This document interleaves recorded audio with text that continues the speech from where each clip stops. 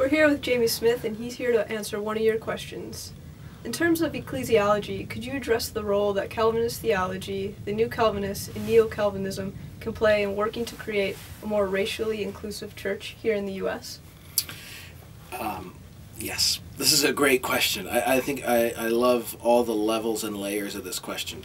First of all, it makes a careful distinction between Calvinism, New Calvinism, and Neo-Calvinism, and maybe others should recognize that there's a difference here between the New Calvinism of, say, Al Mohler, John Piper, Mark Driscoll, that kind of school, and what for years has been called Neo-Calvinism, which has actually been a Dutch philosophical and theological movement associated with Abraham Kuyper, Herman Dooyeweerd, Bavinck a little bit. So I think it's helpful to distinguish those two things. And then if you think of, okay, well, what resources does the Reformed tradition have to think through issues of race in the church? Well, before you answer that question, you first of all have to say a confession. That is, and I try to hint at this in the book too, that the Reformed tradition has to own up to the fact that it has blown it on this question in the American South.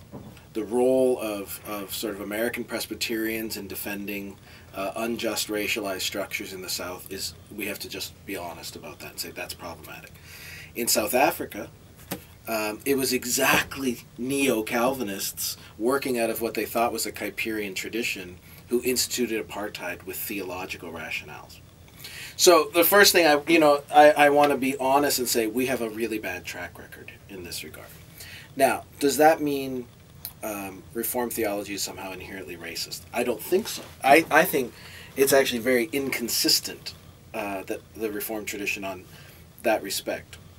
Because if you think of it, there are two themes that really would counter that. The first and most important is actually the notion of covenant in the Reformed tradition. So this is a big part of Reformed theology, Reformed biblical scholarship, that makes God's covenant relationship to his people central. Well, the covenant is not instituted along bloodlines after Christ, right? I mean, in other words, the covenant comes in and revolutionizes how God relates to his people, and the God who elects is no respecter of persons. So if you actually followed out this Reformed emphasis on election and a covenant, it should undercut all of our racialized ideologies. And I think that we could do a much better job of living that out. So I would then point to another alternative reflection of this, which is the Belhar Confession, which has recently come out of South Africa in the last 20 years. A couple of North American denominations are considering adopting it. The Belhar Confession is an excellent articulation of a Reformed critique of racism as it's institutionalized in all kinds of spheres of culture.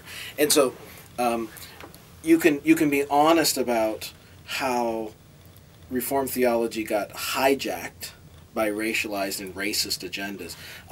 At the same time, you can point to resources within the tradition that criticize exactly that kind of systemic injustice. So I think that systemic injustice theme has been underplayed in the New Calvinism. But I think that has been a long concern in Neo-Calvinism. And this is exactly why I think the New Calvinism has something to learn from the Neo-Calvinism in that regard. And that's a lot of what Letters to a Young Calvinist is about. Great. Thank you very much. Great. Thanks for submitting.